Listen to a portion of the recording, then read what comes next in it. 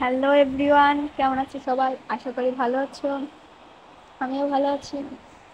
So এখানে প্রথমে দেখতেই পাচ্ছ একটা কালার দেখা যাচ্ছে। কালারের মধ্যে থেকে মেডিসিন বের করে নেওয়া হচ্ছে, আর তোমাদের সুবিধার্থে কালারের বোতল, প্যাকেট সব ভালোভাবে দেখিয়ে দেওয়া হচ্ছে। এটা ছিল গার্নিয়ারের ন্যাচারাল কালার, অরিজিনাল অথেন্টিক।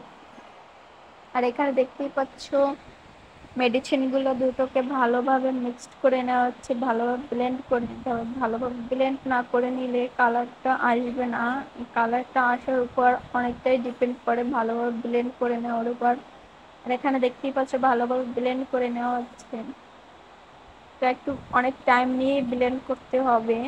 যখন একদম পুরো মিক্সড হয়ে যাবে, একটা অন্যরকম কালার চলে আসবে। দুটো কালার আলাদা আলাদা কালার থাকে, ভিন্ন ভিন্ন। ওই কালার দুটোকে মিক্সড করে একদম আলাদা একটা কালার চলে আসবে, আর ভালোভাবে ব্লেন্ড হয়ে যাবে। যখন দুটোকে আর আলাদা দেখা যাবে না, দুটো মিলে যখন একটা শেড হয়ে যাবে, একটা কালার হবে, তখন বুঝতে হবে যে হ্যাঁ, এটা কালার চলে আসছে, মানে এখন চুলে লাগানোর মতন উপযুক্ত হয়েছে।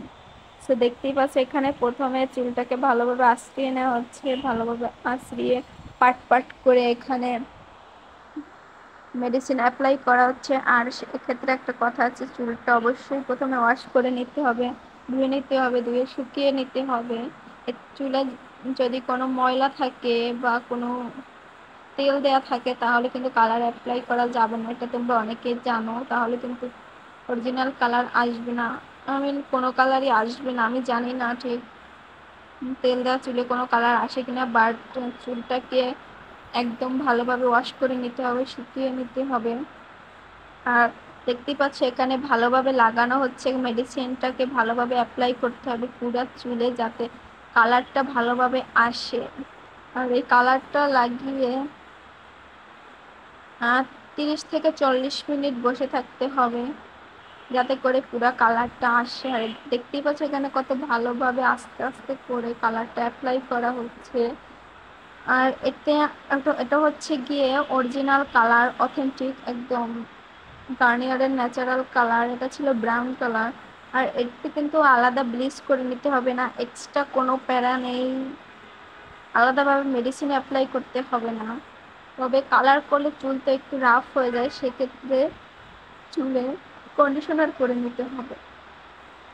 কন্ডিশনার করলে চুলটা অনেক সিল্কি হবে, আর চুলের কালারটা অনেক সুন্দর বোঝা যাবে, রাফনেসটা কমবে। আর এখানে দেখতেই পাচ্ছ এটা কিন্তু কালো কালারের চুলটা কিন্তু ব্ল্যাক একদম। আর এটাকে এখন ব্রাউন করা হবে। দেখতেই পাচ্ছ অনেকটা লাগানো হয়ে গেছে।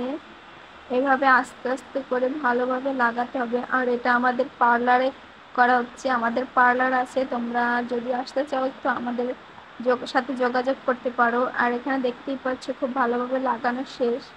তারপরে আমরা চলে আসলাম বাড়িতে, এসে একটু বারবিকিউ পার্টি করে নিলাম। আর এখানে একটা কোরাল মাছ ছিল, বড় মাছ, তাকে মেশিনের মধ্যে দেওয়া হচ্ছে। তোমরা দেখতেই পাচ্ছ কত সুন্দর, আর খেতে অনেক মজা হয়েছিল গাইস। তারপরে একটু ছাদে গেলাম, বাজি মারলাম। ছোট একটা বাইবে টেক কেয়ার।